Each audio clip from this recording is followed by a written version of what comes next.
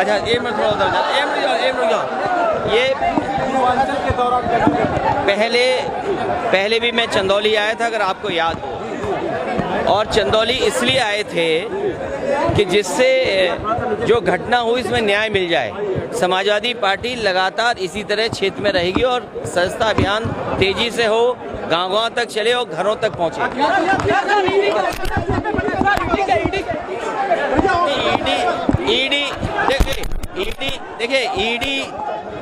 ED कोई नई चीज नहीं है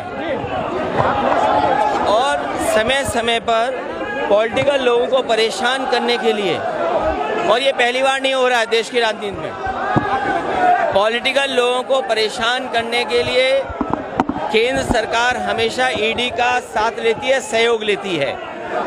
आप बताइए, बुंदेलखंड एक्सप्रेसवे सबसे बड़ी योजना प्रदेश की थी, क्या सीबीआई जांच होगी उसकी, क्या ईडी जांच होगी कि नहीं होगी? बुंदेलखंड एक्सप्रेसवे जो प्रधानमंत्री जी ने उद्घाटन किया और उद्घाटन करते ही बारिश होते ही पूरे के पूरे गड्ढे हो गए, लोगों की जान जा रही है। इतने बड़ी परियोजना में इतने स्पेसिफिकेशन के साथ जो मापदंड होते हैं, जो इंडियन रोड कांग्रेस के स्टैंडर्ड्स हैं, इस स्टैंडर्ड्स के बिलो बनी है सड़क। मैं खुद बुंदेलखंड एक्सप्रेसवे पे चला, 5 किलोमीटर में 2 पुल अधूरे हैं और अगर 300 के किलोमीटर का लगभग है तो सोचो कितना काम अधूरा होगा ना। देखिए ये समाजवादी पार्टी और समाजवादी पार्टी के गठबंधन पर कभी भी समाजवादियों ने गठबंधन किए होंगे, नेताजी से लेकर के अभी तक कभी समाजवादी गठबंधन पे आरोप नहीं लगता था कि पैसा लेकर के टिकट दी जाती है। लेकिन जिस तरीके से ओम प्रकाश राजभर जी के साथ जब गठबंधन किया, आरोप लगा समाजवादी और गठबंधन पे कि यहाँ पर पैसे लेकर के टिकट दी जाती है। उन्हें अगर बीजेपी के साथ जाना है, बीजेपी के साथ तालमेल है और बीजेपी का काम है divide and rule. Divide and rule केवल ये नहीं है कि जातियों में बांटना, धर्म में बांटना।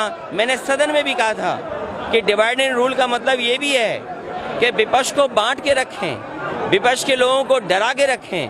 हो सकता है कोई डर हो, बीजेपी की तरफ से कोई दबाव हो। आपने महाराष्ट्र में देखा, मध्य प्रदेश में देखा, बंगाल में आप देख रहे हैं, दिल्ली में आप देख रहे हैं, कांग्रेस की सबसे बड़ी नेता।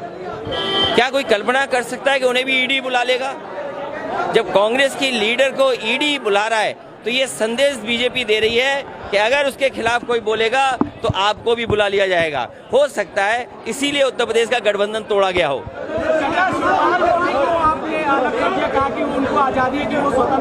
नहीं, वो हमारे चाचा हैं और चाचा रहेंगे, लेकिन अगर उन्हें ये लगता है कि मैं सम्मान नहीं दे पा रहा हूँ तो मैं उन्हें स्वतंत्र करता हूँ और उनको खुली छूट है कि जिस दल के साथ जाना चाहें, जैसा गठबंधन करना चाहे। और सबसे खुशी बात ये होगी कि वो अपना दल दोबारा बनाएं। उनका एक दल है, जो पिछड़े हैं, दलित हैं या अल्पसंख्यक हैं, जो आवाज़ वो उठाना चाहते हैं लोहिया जी की, जयप्रकाश जी की, उस सिद्धांत को अपने दल में शामिल करें, वैसे लोगों को और आगे बढ़ाएं। लगातार आप पर सवाल उठाते हैं कि आप एसी से बाहर नहीं निकलते। देखिए, एसी क्या है, मैं 22 साल राजनीति हो गई मुझे, और 22 साल में आप सब जानते होंगे कि किसके इशारे पे उठा रहे होंगे। मुझे तो लगता है कि उनके अंदर आत्मा किसी और दल की आ गई है, और गांव देहात में झाड़ फूक होती है ना, उन्हें झड़वाना फुकवाना पड़ेगा और तभी ठीक होंगे, उससे पहले ठीक नहीं होने वाले हैं।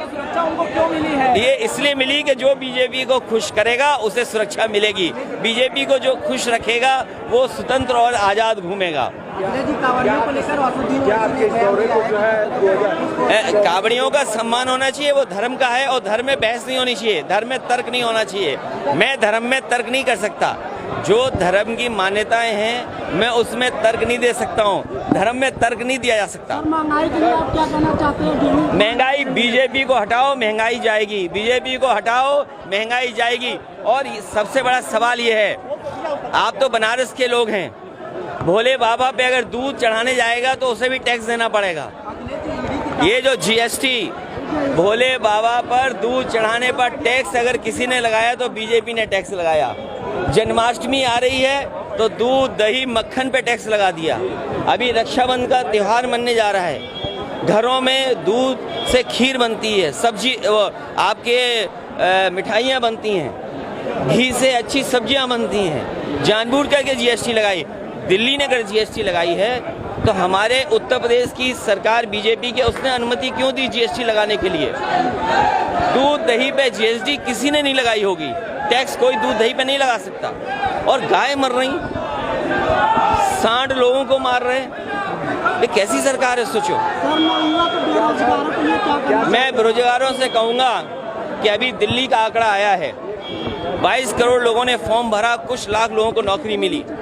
और जिस तरीके से अग्निपथ अग्निवीर योजना बनी है, हम उसके विरोध में है, खिलाफत करते हैं। यही बनारस, यही चंदौली, यही गाजीपुर, यही जौनपुर, यही आजमगढ़ और यहाँ के पूर्वांचल के और पूरे उत्तर प्रदेश के लोगों की भागीदारी हमेशा फौज में ज़्यादा रही है। हमेशा फौज की सेवा करने का उनका सपना होता है, वर्दी पहनने का सपना होता है, देश की सीमा को सुरक्षा देने का उनका सपना है। लेकिन इस सपने को तोड़ने का काम वो कर रहा है तो भारतीय जनता पार्टी के लोग। और भारतीय जनता पार्टी के लोग वो लोग हैं जो सबसे पहले भाषण में बोलते हैं भारत माता की जय, जो भारत माता की जय बोलते हैं। उनसे पूछिए अग्निवीर क्या है। अग्निपथ योजना का विरोध समाजवादी पार्टी और मैं नौजवानों से कहूँगा कि इसके खिलाफ आवाज उठाते रहें। सर, एक तस्वीर आपकी आई है रुद्राभिषेक, आप कह रहे हैं कि अब आपको भी जरूरत पड़ने लगी। मुझे जरूरत नहीं है, भाजपाइयों से मुझे जरूरत नहीं है, भाजपाइयों से धर्म नहीं सीखना है। भाजपाइयों का धर्म केवल इस्तेमाल करने के लिए है। भाजपाइयों का धर्म है, अगर भाजपाई धर्म वाले हैं तो बताओ दूध पे टैक्स क्यों लगाया इन्होंने, दही पे टैक्स क्यों लगाया? जो बाबा भोलेनाथ पर चढ़ेगा दूध, क्या वो टैक्स वाला दूध नहीं होगा क्या? क्यों लगाया दूध टैक्स पर? आजमगढ़ और रामपुर में आप प्रचार करने नहीं गए, ये बात वो हमारी पार्टी का इंटरनल फैसला है और हमें भरोसा रामपुर और आजमगढ़ पे आने वाले समय में दोनों सीटें समाजवादी पार्टी के साथ होंगी। कार्यकर्ताओं में जान फूकने के लिए आपका ये दौरा है सर पूर्वांचल? समाजवादी पार्टी का कार्यकर्ता बहुत मजबूत है, ना वो निराश होता है और हमारा उनसे ज्यादा सिद्धांत मजबूत है। वो जानते हैं और उत्तर प्रदेश की जनता जानती है कि भारतीय जनता पार्टी को कोई सफाया करेगा तो वो समाजवादी पार्टी के लोग हैं। 24 में समाजवादी पार्टी भारतीय जनता पार्टी का मुकाबला करेगी और मैं जनता से कहूँगा कि जनता से अपील करूँगा, निवेदन करूँगा कि अपना वोट खराब न करें किसी और को दे करके। अरे हमारा कोई दरकिनार नहीं हो रहा, अगर तुम्हें आना तुम भी आ जाओ पार्टी में, कोई दरकिनार नहीं हो रहा।